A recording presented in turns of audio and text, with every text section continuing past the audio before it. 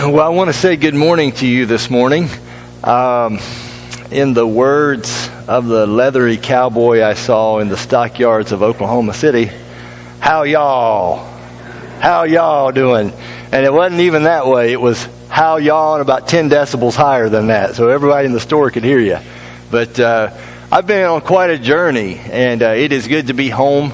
Many of you know that I helped Levi move from San Antonio, Texas to Seattle, Washington. He's in the Army, active duty, and so his duty station is Joint Base Lewis McChord up in Seattle, or that area, Lacey Olympia area.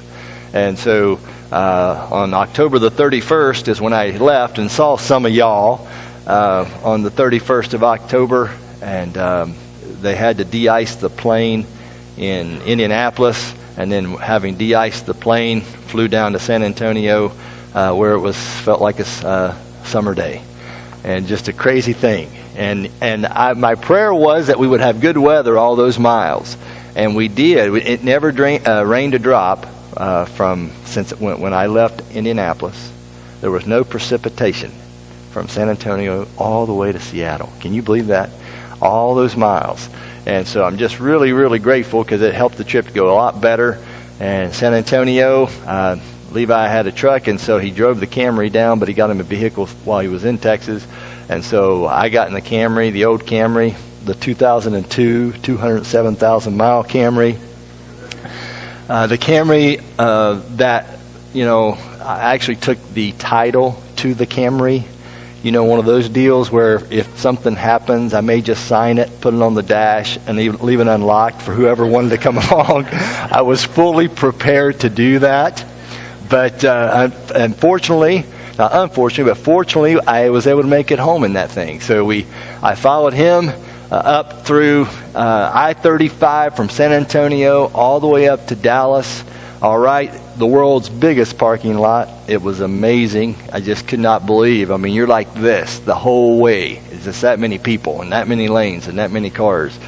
And so from all the way up to Dallas, we spent the night there.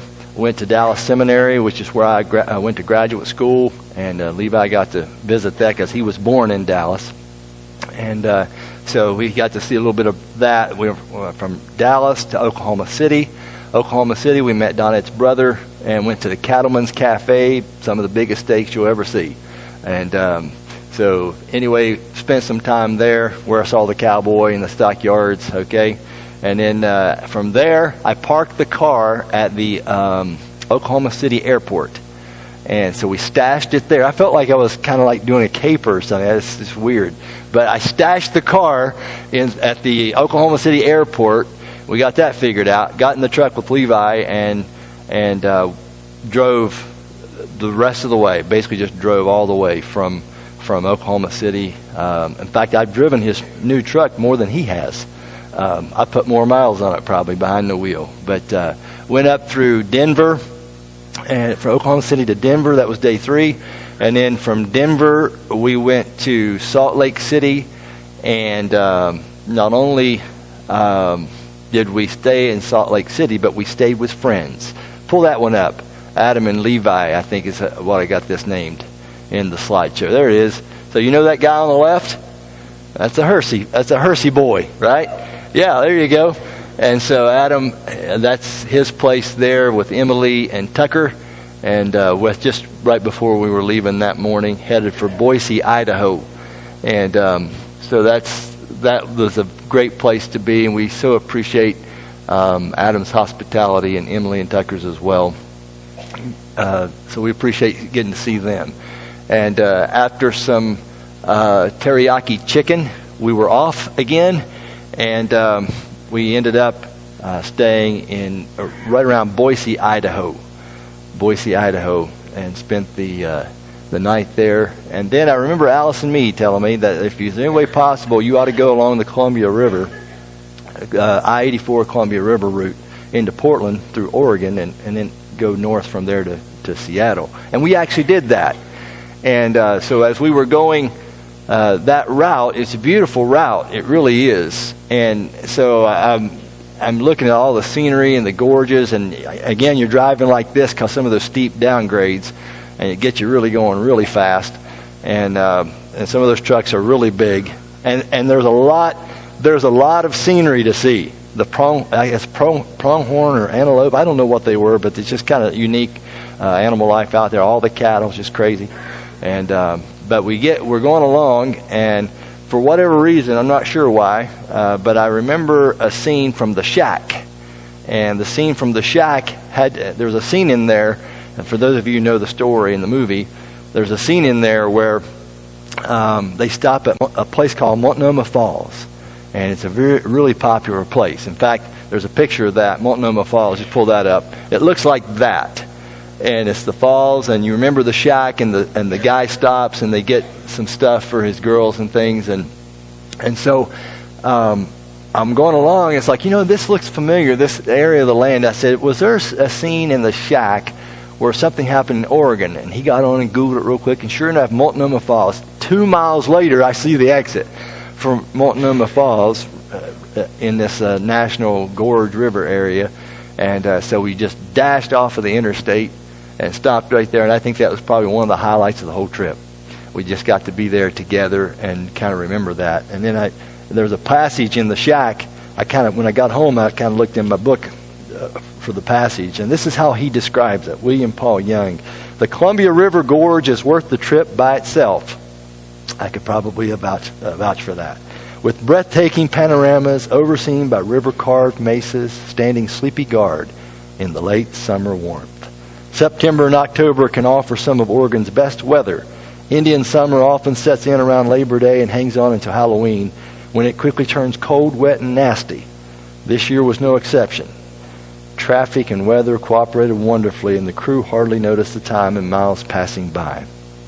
And so that's how he describes it, William Paul Young, in The Shack, in that scene where Missy, his daughter, liked to stop and have him retell the Indian story that was associated with those falls. Just really beautiful. And then from there, we're just so glad we got to do that and experience that. And then from there, we went on to Portland and then north, and then got into Seattle and finally got things settled in. And I remember one of the things that my wife told me before I left, and this is typical of a mom. She said, now when you go, and as you're seeing and doing and all that, driving the miles, she said, I want you to do something. I want you to attend to his needs. Okay? That was a little, just a general statement. But what does that mean? Well, I'm not exactly sure what all it meant, but I couldn't get that out of my head. Attend to his needs.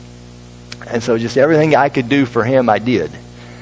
And I didn't think I could drive that many hundreds, I guess even thousands of miles. But didn't think I could do that. All I can say is I'm glad for 80 mile per hour in Wyoming. Otherwise, it wouldn't have been good. I think if I was 55, I'd still be out there. Just, are we in Seattle yet? But 80 mile an hour sounds real good. And boy, they go it too. And so I was really glad when they bumped it up to 80. And that really helped. And but yeah, to attend to his needs. What all does that mean? Well, I don't know what all precisely it was supposed to mean, but I had joy attending to his needs. And sometimes we're called to do that, aren't we? To attend to someone else's needs and make whatever we can do to make it easier for somebody or be helpful to somebody. That's what we're called to do sometimes. And it was a joy to do it. There's lots of things I could share with you about the culture in the Lacey, Olympia area. I just kind of make myself some field notes as I observed some of the things that I observed there. And it makes you really glad to be back in the Indiana time zone. I never got adjusted. I'd be sleepy at 8 o'clock Pacific time. And 3 hours, you guys are 11 o'clock here. So by the time I got my wits about me and thought about calling home, well, I can't call home. Donette's already asleep. It's 11 o'clock. So that was tough. Getting up at 2:30, 3:30 in the morning, just like this crazy. So I was really glad to get back to Indiana. Good old Indiana. Or it felt good. And it was just good to, be back in a familiar pattern. But one of the things you'll notice out there is a lot of dogs. A lot of people love their dogs. And they're everywhere. There's little dog parks. It's kind of fun. Brought me some joy. Talk about surprisology. That was a surprise. And just how much they love their dogs. Something else you'll see a lot of are marijuana smokers. We have some of those back here, but that wasn't so new. But out there's a lot of them, and they like to. And it's kind of funny. You can kind of just watch who's walking down the sidewalk and how they're walking, whether or not they're smoking. Just kind of, they tip your hand, A lot of marijuana smokers, but ironically enough, a lot of runners in Seattle. I couldn't believe how many people love to run out there. There's running trails, homeless. If there's a clump of trees, I ran some of the roads and things and streets, and if there's a clump of trees, you won't see it from the road in the car going by. But if you look a little slower, running pace, you look over, you'll see a tarp and a tent or a canopy, and a lot of people, homeless people, just tuck away where people can't see them as easy from the road. Probably not get run off that way. And so they'll find a place to live that way. I noticed that a lot of homeless people getting creative. Also had an owl that thought I was an animal and was going to land on my head, but that's another story. That was crazy. So it's very multi-ethnic. I like being with people different than me, so I like that. A lot of different ethnicities out there. Here's something really, really big in Seattle area is transgenderism. Transgenderism. I saw so many people presenting as the opposite gender than they were, obviously were. And but that's really a trendy thing out there. Another thing, you want to carry a backpack. If you ever go, carry a backpack. They charge you for plastic and paper bags. They sure do. And so carry a backpack. And when they ask you how many bags you used, you want to tell it 0 because if you tell it, how many bags, groceries, or whatever, and you need a bag to put it in, though. You don't want to, you got to be up and up on it. But so just have your own bags because there's a fee assessed. They do cost you money. Wear a hat. Wear a hat because it rains. And if you're like me, I don't like water on my lenses, right? And so you need to wear a hat if you ever go. And then something else made me feel right at home, made the place near and dear to my heart. Beards are the in thing. Beards. Men grow these things. So I was right at home. Nobody looked at me funny. So that was good. And made me feel at home. And also, in the realm of hairstyles, there are no rules. There are no rules. If you have a pink mohawk, looks nice, works great, right? Or whatever hairstyle there are no rules. I knew that before I left, but it just seemed, you could see it really lived out there. And then something else that was amazing was the bike lanes. A lot of people like to bike. It's kind of interesting.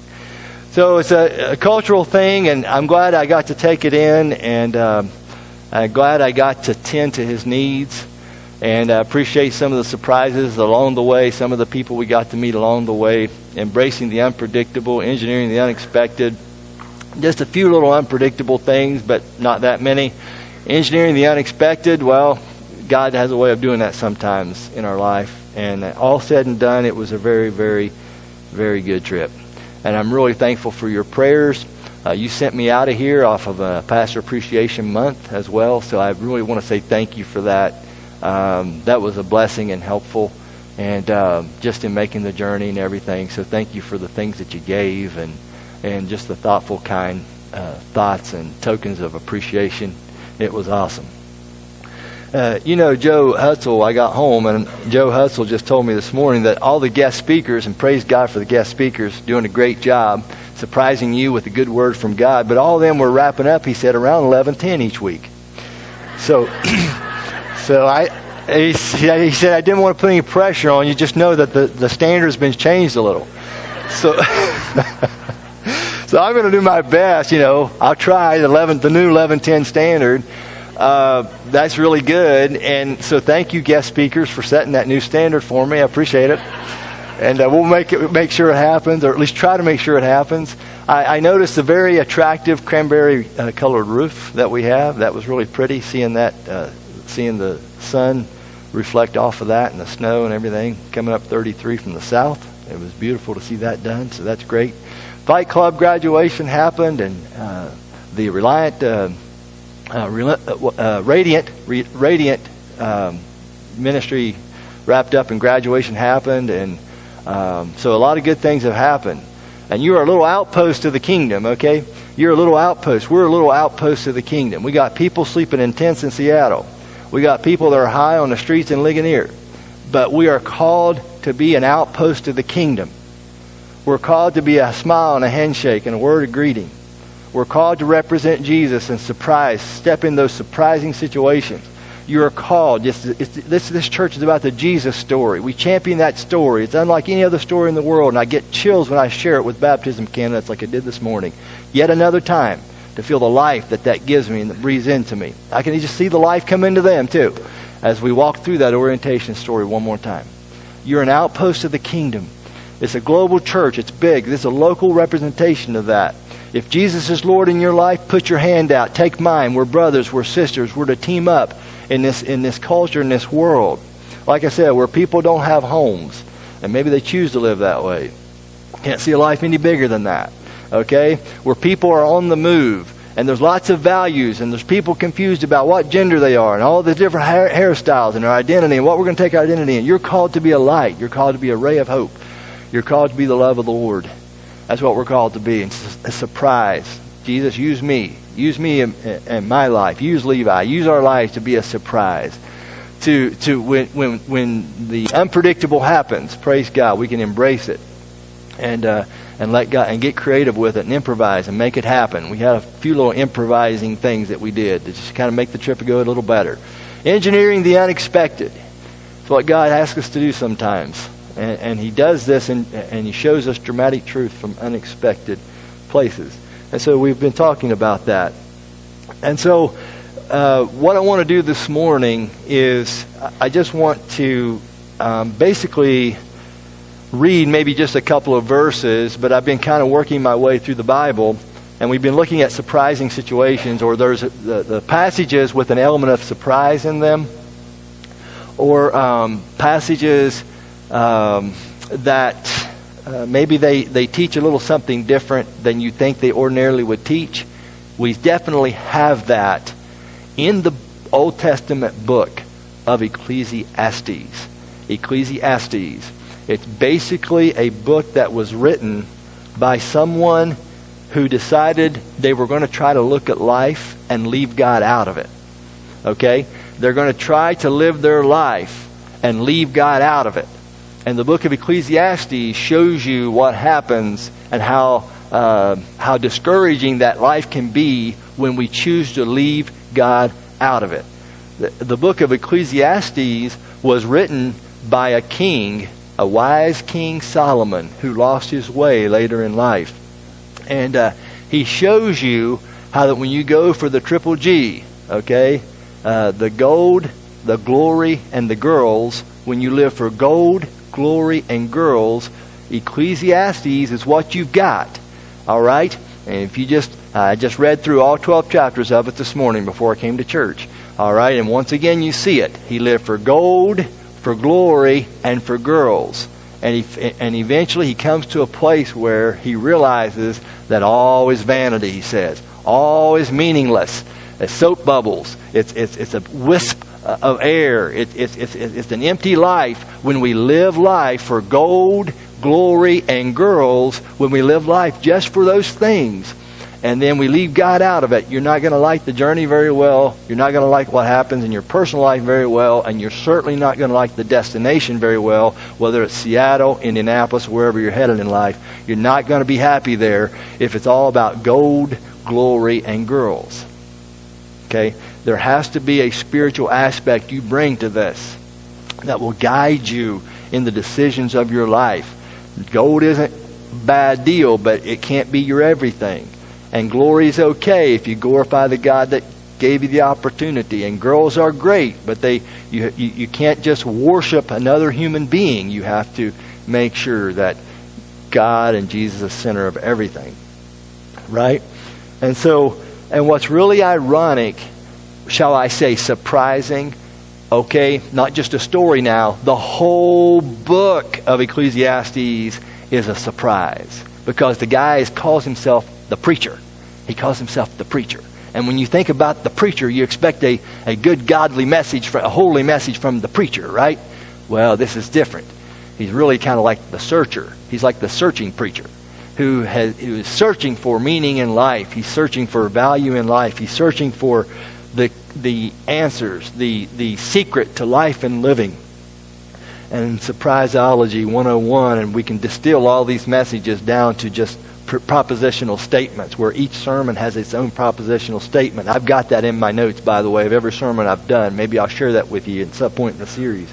But the propositional statement, I force myself, how can I, if I want to say everything I want to say in one sentence to this great group of people who come and listen every week, if I could somehow redeem their time and my time too, what would I say about this message today? And this is what I would say about it. We only find the good life that truly satisfies only when we stop wanting a better one and enjoy life as it is. Do you hear me? Listen, I've had to say this to myself so many times. Let me say it again. Propositional statement, Surprisology 101 point. This is what we got to understand, okay? And that is that we only find the good life that truly satisfies only when we stop wanting a better one and enjoy life as it is. Enjoy life and people as they are. That's the only way. And it's the irony of Ecclesiastes. It's the surprising, ironic, standing on its head kind of truth in the book of Ecclesiastes. And what's really crazy is it was Solomon who coined that familiar phrase in the book of Ecclesiastes. He says it many times, depending on the version that you read. There is nothing new under the sun. That's his favorite phrase. 30-some times, 29 times it appears in the book of Ecclesiastes. If we go to slide number 3, if you would, for me. Slide number 3, we read words like, I denied myself nothing, my eyes desired, gold, glory, girls, I refused my heart no pleasure, yet when I surveyed all that my hands had done, and what I had toiled to achieve, everything was meaningless, a chasing after the wind. Nothing was gained, what's the phrase? Under the sun. Everything he says is true. He's a preacher, he's a searcher. But ironically enough, what he says is that if life is lived in only an under the sun perspective, meaning I'm not worried about God, I'm not worried about honoring God, I'm not worried about the Bible, Jesus, religion, church, baptism, spiritual stuff, I'm not worried about any of that. I'm going to live life for the triple G's. Okay? When we live it that way, you're going to be right where the preacher was in Ecclesiastes. It's all meaningless. You ever get home at work, kick back in your recliner and wonder why you do it all day after day after day? The same old, same old. You ever feel that way? You know, that's how a lot of people feel when they don't bring the dimension of the spiritual life and God can work in our lives. Yeah, they might be mundane. And yeah, there's a lot of miles to drive between here and Seattle. There's a lot of boring places and a lot of just difficult and tricky places in life on the journey that we make. But if we're not bringing in this God dimension, if we're not letting the God dimension infiltrate and invade and permeate every aspect of life, we get here in Ecclesiastes. Surprise, surprise. This is where we land. Gold, glory, and girls. Many people live for those three things. And when we do, it's an empty conclusion to that life. Well, Solomon called it under the sun. And so, right off the bat, though, in the book of Ecclesiastes, Solomon introduces a theme of what he has to say in Ecclesiastes. And he says these words. He says, these are the words of the preacher. Everything is meaningless. Utterly meaningless. Now, why would you say that? Because you're under the sun only. That's why you say that. See, I'm convinced maybe you came to church today and you weren't expecting maybe a message quite like this. But here's the deal. One of the reasons maybe you came is because you are starting to feel the futility of living life merely under the sun. And what a guy like Solomon will tell you, he's been there and done it, bought the t-shirt and came home. Okay? He can tell you, I've done that stuff. I've done all of it. I've had seasons of my life where I left God completely out of it. And this is where I show up. This is where you show up sometimes when we're in those places. Judd Wilhite pastors a church in Sin City, Las Vegas, Nevada, Las Vegas, where they never sleep. He says he travels a lot, and he leaves on the plane sometimes on a Friday, and he sees all these people coming into Vegas. They're hyped up. They're already drinking. They're partying on the plane. They find out he's a pastor, and then he'll always get a smart aleck remark like, "Do you ever get poker chips in your offering plate?" Things like that, right? And so he has to deal with that, but he says he sees that, and then sometimes he'll fly back in to the city of Nevada, Las Vegas on a Sunday night. Everybody's tired. They're leaving the city. They got their sunglasses on, and they're discouraged. He says every now and then people fly in, they don't leave. Looking for gold, glory, and girls. They don't leave. They don't go home. They just stay. And he said, that's usually when, a couple weeks into that, is usually when they walk into his church. That's when they show up. Okay? And so maybe this morning you've had some things happen in your life. Maybe you pursued what you thought was really the life. And here you are. Here you are in a little outpost of the kingdom. And we want to encourage you today, if that's where you are, you've lost your ability to appreciate the simple things of life. You've lost your ability just to have a place to call home, or a person in your life to have a conversation with, or the beauty of learning something new, or the joy of a familiar face, or the delight of a hobby that you get to pursue. Instead of the gold and the glory and the girls, maybe it's these simple things that God has for you. Maybe it's the joy of seeing a God dimension in everything. And that maybe it's the joy of inviting Him in such that He permeates everything about my life, such that I can orchestrate surprises in the lives of other people because I believe that I'm here for a purpose, that God has called me to be a part of this community of believers that's been unleashed in this community to create surprises for people. See, that brings life. That brings hope. That brings a whole new purpose and reason for being. And so you're invited into that this morning. And the writer wants to invite you into it. And so it's utterly meaningless when God is left out of the picture. And so the searcher Solomon is telling us there is nothing this world offers that will satisfy a person who is created to know God. So it's interesting, the fact that he says, under the sun so many times, under the sun. So this life is meaningless. What? Not just life is meaningless. This life is meaningless. Wait for it. Wait for it. This life is meaningless. Wait for it. Wait for it. This life is meaningless under the sun. Under the sun. What does that mean? It means this life, understood without any reference to life above the sun or beyond the sun, is an empty life. Life without reference to there being an eternity or a heaven, if this life is all there is, then it's all vanity, it's meaningless, he says. And when we take the ordinary pleasures of life and we try to make them our everything by pushing them to extremes, we could say we go over the moon for it. Gold, glory, girls. We go over the moon. And when we go over the moon, the Bible says we live under the sun. And life gets pretty depressing. So some people have battle with depression. Anxiety is one of it is an epidemic. It is everywhere I read, everything I read points in that direction. I just encourage people, if you're depressed at home, okay, come to church and be depressed. It's okay. It's okay. You're going to be depressed at home anyway, right? Yep. Come to church. Just be here with us. See what God might do.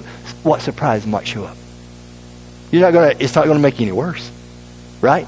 Why? Because we believe in the hope of the gospel. I'm not beating you up here in this place. I'm letting you know there's a better way.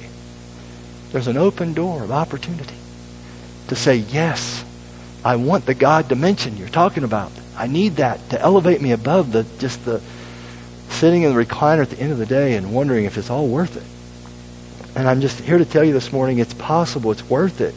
And Ecclesiastes 9:12 says, slide number 2, moreover, no one knows when their hour will come. As fish are caught in a cruel net, or birds are taken in a snare, so people are trapped by evil times that fall unexpectedly upon them. Horrible things happen constantly in our world. They're random things. And it can happen to anybody. And suddenly it happens. Ecclesiastes understands this. And it can happen at any time, and you can't avoid it, and you never know when it's going to happen. And it's really crazy because we learn that the seasons and surprises of life, the surprises of life are not always positive things. There are things that happen that we wish would not happen, and they surprise us. And when we look at the seasons and surprises of life, we see that they are unpredictable. What's it say? No one knows when their hour will come. They're unpredictable surprises. And they're inescapable. What's it say? It's a cruel net and a snare. And we can't, and it doesn't matter, righteous, unrighteous, Christian, non-Christian, it doesn't matter. Nobody gets the special halo effect in life. We all are afflicted by these unfortunate things that happen. They're unpredictable. They're inescapable. And the text says they're very abrupt. Evil times that fall unexpectedly. So we learn these 3 things about these unpleasant surprises that come screaming into our life sometime. When we look at, as we're searching for the life that we thought we want and we think we want, I want you to, in light of this verse and the overall themes of Ecclesiastes, I want you to allow me to offer you 3 great lessons that remind you of how important it is to find the good life that truly satisfies. We have to stop wanting a better one. There's nothing wrong with improving in increments toward a goal or something like that, but you have to embrace your life as it is. If you do not embrace life with the good and the bad, you will come to the place where the preacher comes to and it's all vanity. It never mattered. And I want you to guard against that, because it does matter. And lives are being touched and people are being reached. And you are making a difference, made in the image of God like you are. And when you choose to live, God uses that choice and He repurposes your life and your pain, and such that your pain becomes your passion and your ministry, and you can do a lot of good in the world if you'll let God repurpose your pain. And you'll let Him repurpose your agony, and let Him repurpose the unexpected surprises that have abruptly infiltrated and rudely interrupted your life. These 3 great lessons. Number 1, it's in your YouVersion app. Your YouVersion app, if you want to reference that. Here they are. The sensual lure of something better tomorrow robs us of the joys offered today. The sensual lure of something better tomorrow robs us of the joys offered today. The reason fish and birds are caught is that something is enticing them. Look at the verse, right? Something's enticing them into the net, into the snare. These birds and these fish are thinking, well, I'm missing out on something. And so they go for it, and they end up on a dining room table. You ever hear the acronym FOMO? F-O-M-O. FOMO, very popular today. What is it? Fear of missing out. Do you realize that has cheated umpteen thousands of people out of finding that the life they think the life that they've always wanted is just out there? It's the carrot they'll never reach, and they have a fear of missing out, and they watch the Instagram and the Facebook and the social media posts, and they hear the stories of others in their life or their family, and they're doing this and this is happening for them, and they're going here and their life seems so exciting. I have a fear I'm missing out. Maybe I should have done that race or did that trip, or maybe I should have made that move, or maybe I should have established that relationship. Maybe I missed out. FOMO, fear of missing out. Something exciting is happening and I'm not a part of it. We tire of the predictable. But I'm going to tell you, the secret of life and finding the good life that truly satisfies will only happen when you stop wanting a better one and you embrace the life that is. You know what? I'm not the most handsome guy in the world. Okay? But the fact that I can be here every week and be a stable presence in your life is a privilege for me. Okay? I can't promise perfection, but I'll do my best to be a stable presence in your life. I'll preach the word. I'll live faithfully for the kingdom and the kingdom to the best of my ability. And that brings security, doesn't it? And you can't promise perfection to your spouse. And you can't promise perfection to other people around you, but you can do your best. And instead of always wondering, well, maybe I should meet that person, fear of missing out. Maybe I should do that experience. Why don't we just embrace each other as we are? Let's see the beauty of white silos and red barns. Let's see the beauty of rows and rows of corn. Let's see the beauty of soybeans. Let's see the beauty of combines in the fields, and the beauty of new paved roads and new lines on a road, and the beauty of leaves, and the beauty of grass, and the beauty of a stable job, and the beauty of showing up where people know your name. I was running yesterday after being immersed in the big Seattle environs of the Seattle and the Northwest.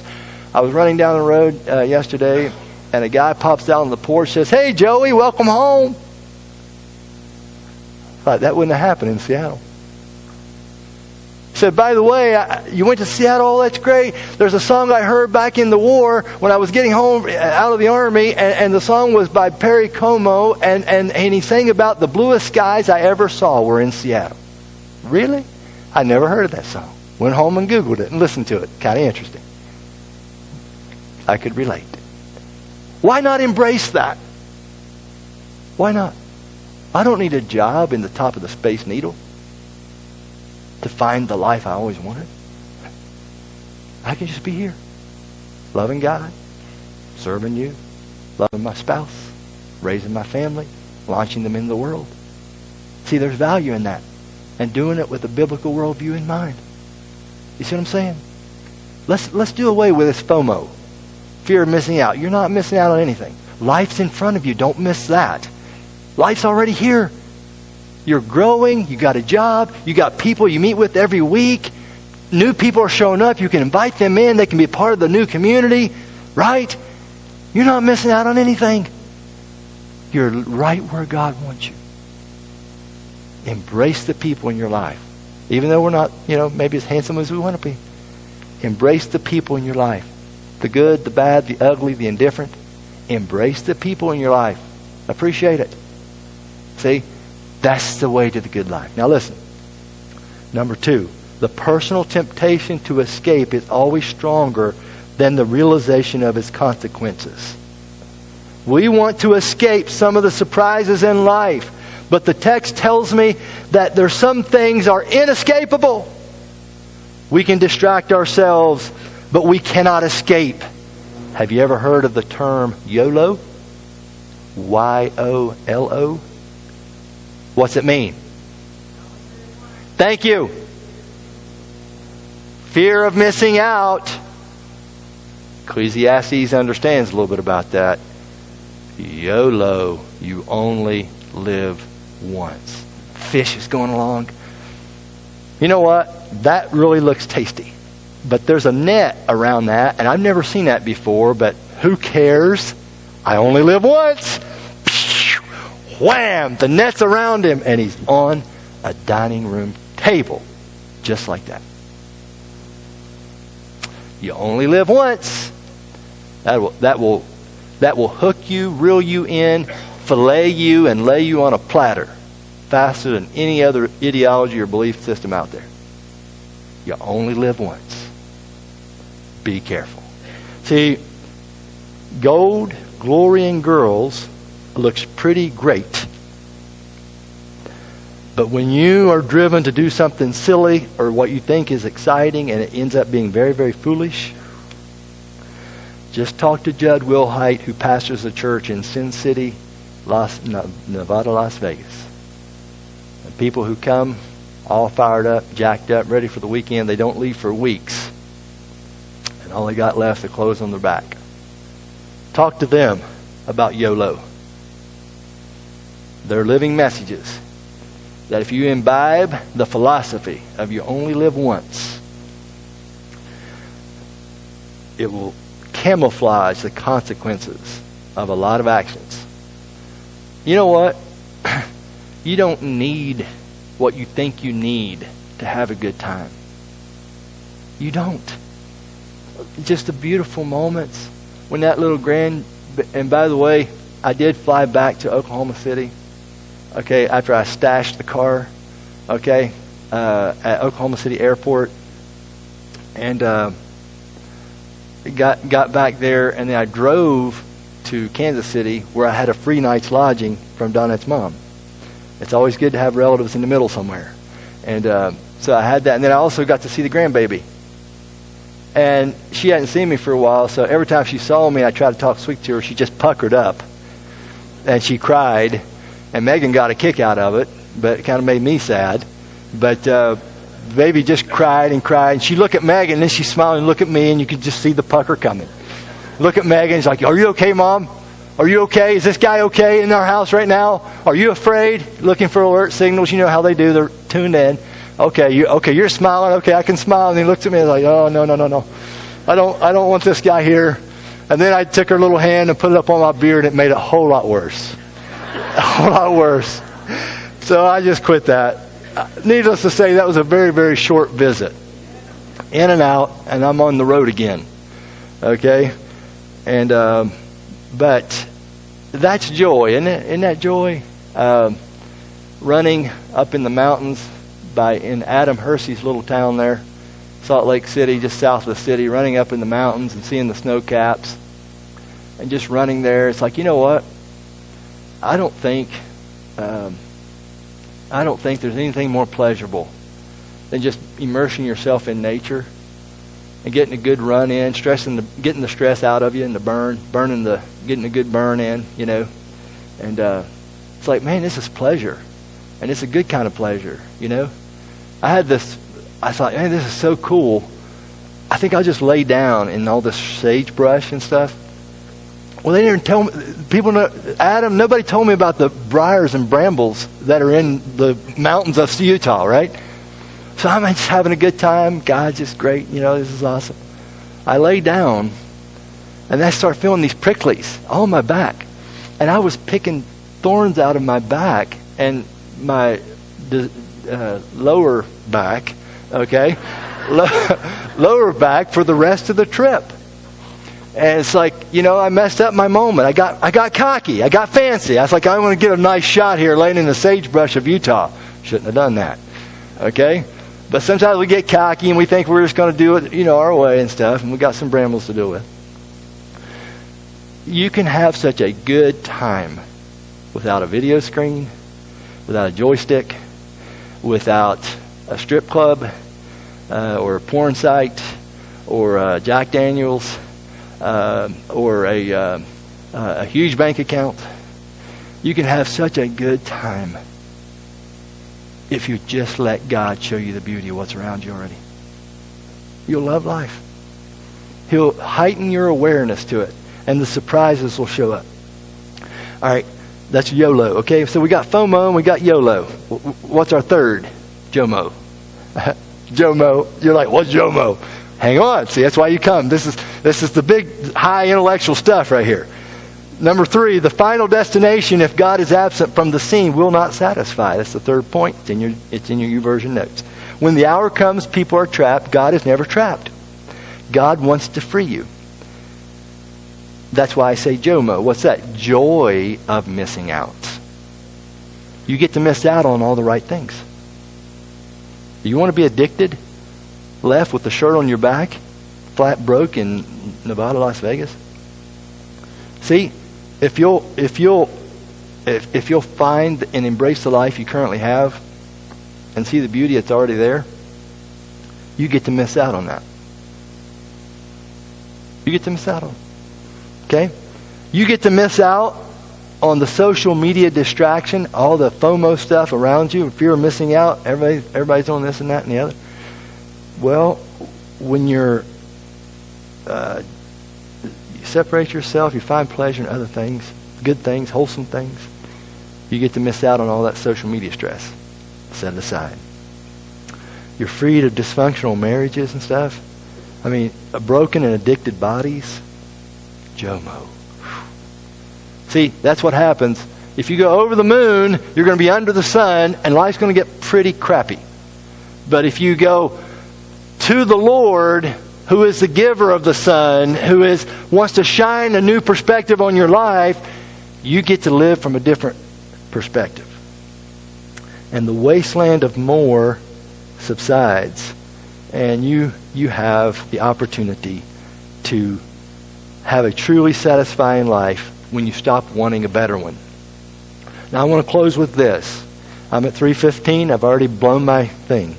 So, but I'll close with this story. So that'll help. That'll help. Okay? I haven't even opened my water yet. But there's a story, slide number 5. It's called Deep Down Dark. And it's a very gripping story. And it's the book that tells the true story of 33 miners in Chile Chile, I'm not sure how you say it, Chile or Chile, who were trapped underground for 69 days in 2010. And some of you remember seeing this. And the stone that sealed them off was at least half the size of the Empire State Building. And there was no way for them to get to the surface, and a rescue seemed impossible. And so a rescue attempt could cause a cave-in, and that was even if they could find where the miners were trapped. And so they immediately started digging holes, pilot holes, trying to find out where the cavern was that they were trapped in. Below the ground, the mine expands into roads that lead to a vast interior space that's been carved out by explosives and machinery over the years. There's pathways into large rooms and canyons as they remove ore-bearing rock with copper sulfide. And there's also something called the ramp.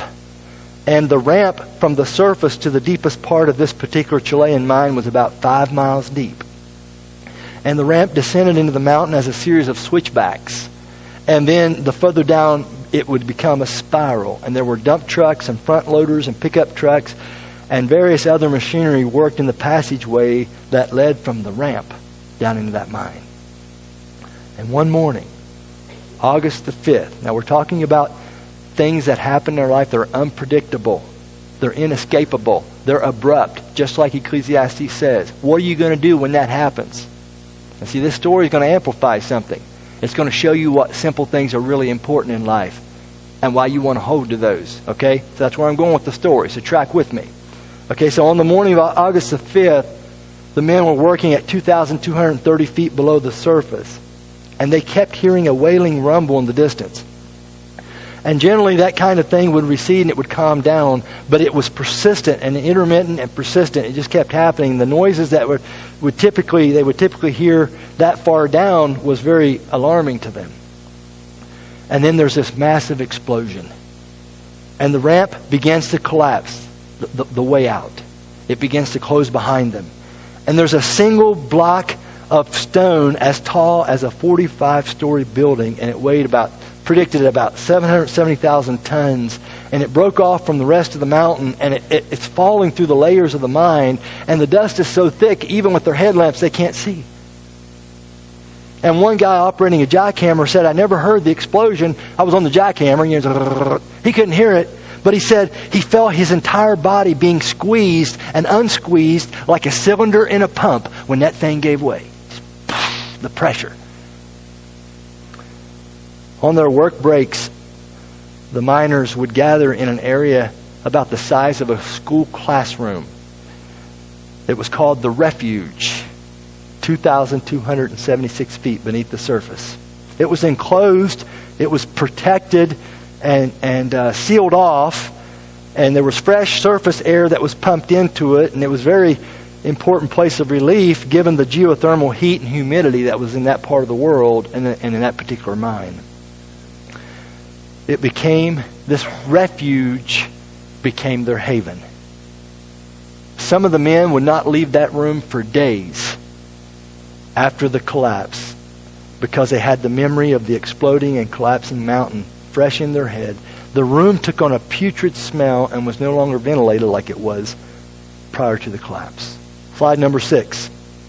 The refuge had 2 locked cabinets of food, and the boss sent one guy to go down and guard those cabinets, knowing that they could be in there for a long time. The cabinets around which they gathered was supposed to contain enough food to keep 25 men alive for 48 hours.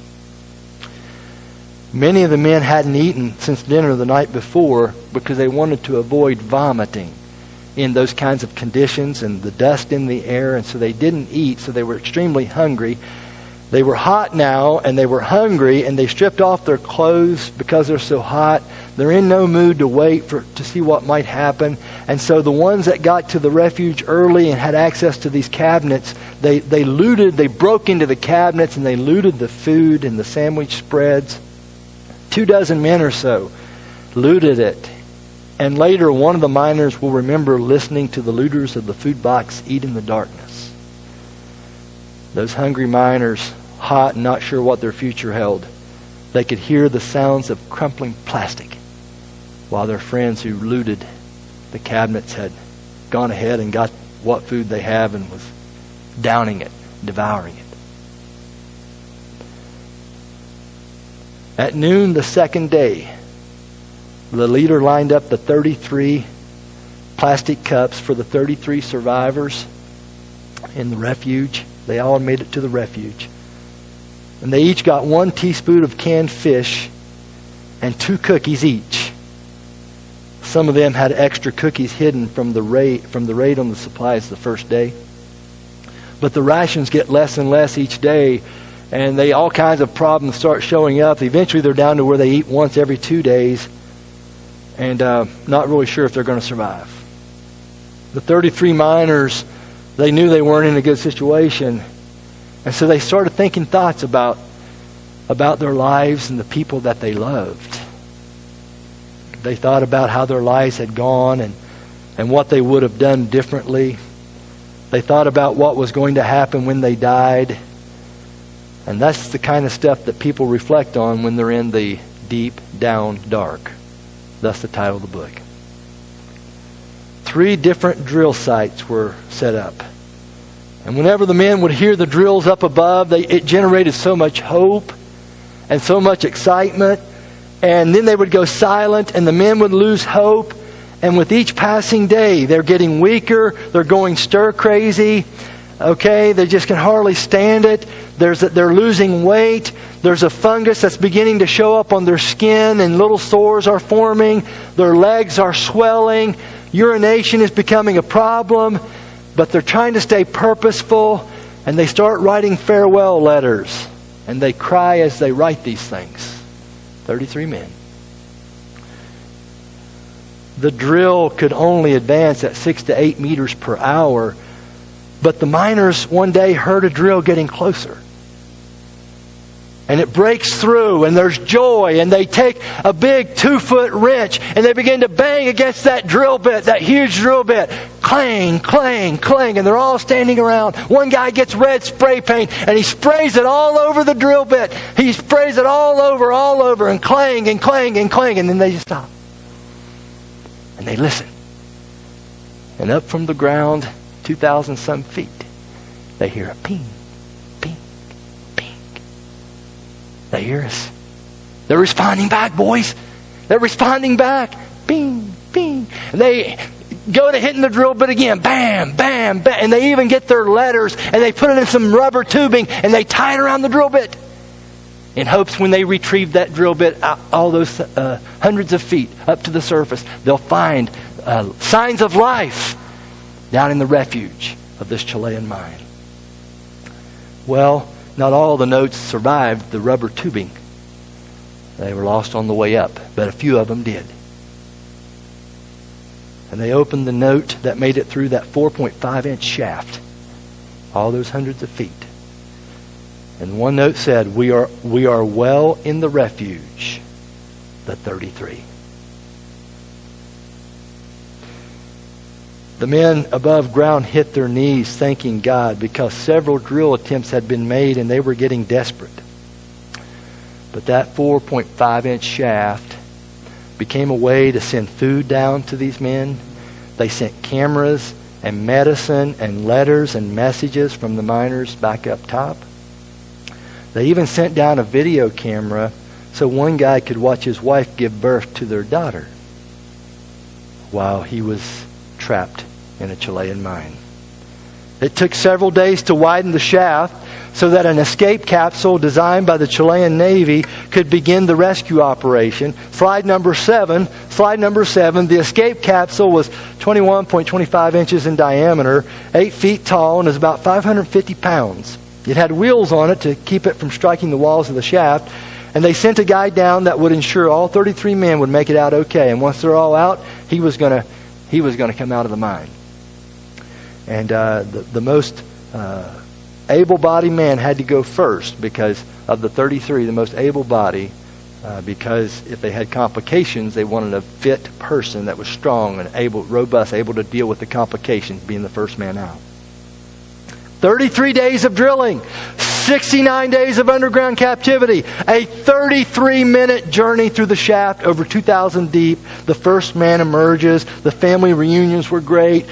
Health was restored. The men got to travel. They became celebrities. They were enfolded by the media. Some of them, though, didn't handle that so well. Some even were disappointed. They thought maybe gold, glory, and girls might come as some collateral in all of this hype. So they got re-addicted to alcohol after that 69 days. But one of the men said many weeks after being rescued that what affected him the most was seeing his own death and seeing how his co-workers were slowly dying. And yet at the same time, in the close quarters of the refuge, he saw the humanity and vulnerability of his fellow workers clearer than he'd ever seen it before. And to read what he says in a strange kind of way, it gives one the sense that there was a part of the whole experience that he actually missed. He said, down in that dark mine, you see the capacity of human beings to be sensitive in critical moments. How a kind of love is born, a bond, a brotherhood within a moment of danger. See, something that had happened in the deep, dark surprise. One of the miners was named Jose Enriquez. Slide number 8. He had been mining since the 70s. And the others knew he was a Jesus follower. So they asked him if he would pray for them. 33 men, lost, desperate, without hope. They find out one person is a Jesus follower. And they turn to him. Said, what do you got? What do you got? They asked him if he would pray. He said, yes, men, I'll pray. On one condition. He says, when I pray, I like to pray on my knees. So as a way of humbling myself before God, and I would appreciate if you 32 men would join me in kneeling on your knees. Jose began to pray. 33 men on their knees, 2,200 plus feet under the ground. We aren't the best of men, but Lord, have pity on us. We are sinners. We need you to take charge of the situation. And after he finished praying, the men asked what they should do now, and Jose told them to confess their sins out loud.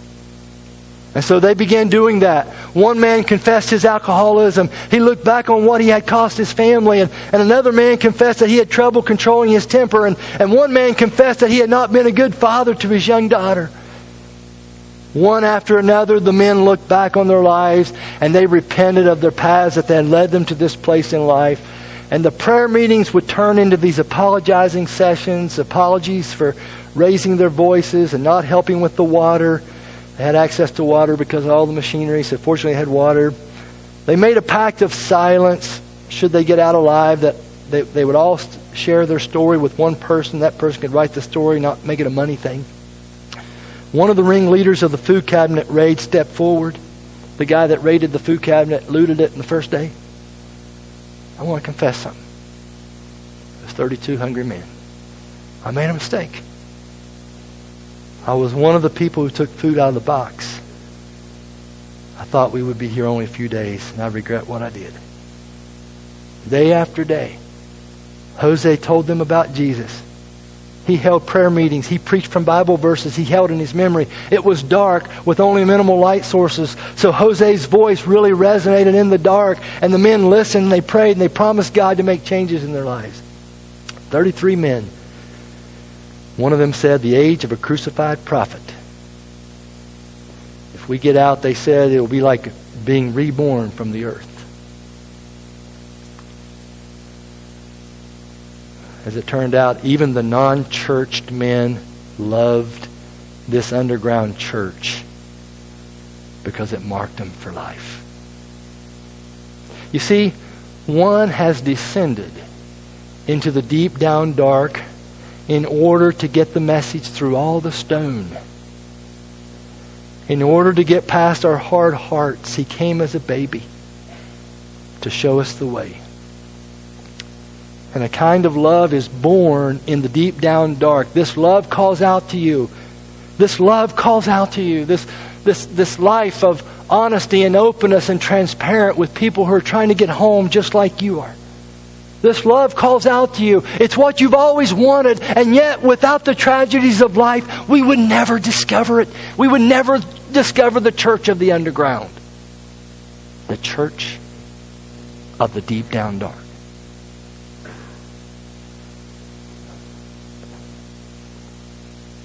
And when we're stripped of everything and only we remain, we see the beauty of who Christ is, the power of love, and our longings for home come into very sharp and vivid focus. And we're back to our proposition.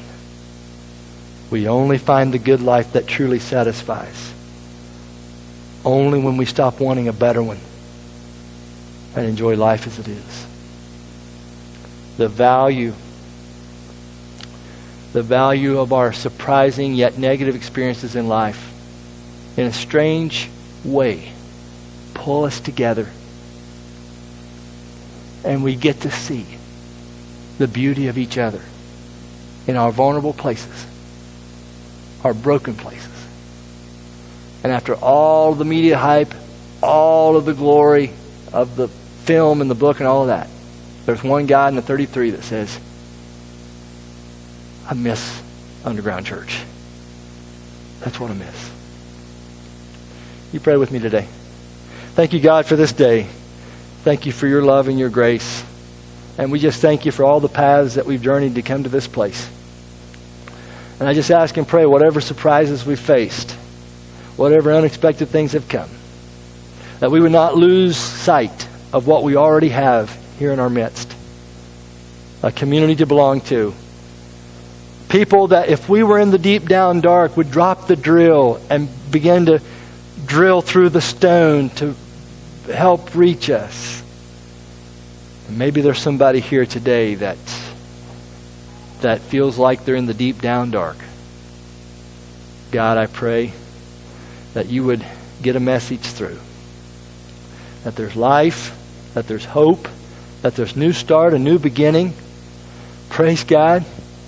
And you surprise us in a lot of very unexpected ways with your love and your hope. And so I ask and pray here today that we would have the joy of missing out on all the right things. Set aside the fear of missing out. Set aside that you only live once. Set aside these things that we think are the life. Dear God, that we would embrace each other as we journey home. So thank you. Thank you this day. Now you do something new and great in us. In your name. Amen. You've been a great group. Will you stand with me? Praise God.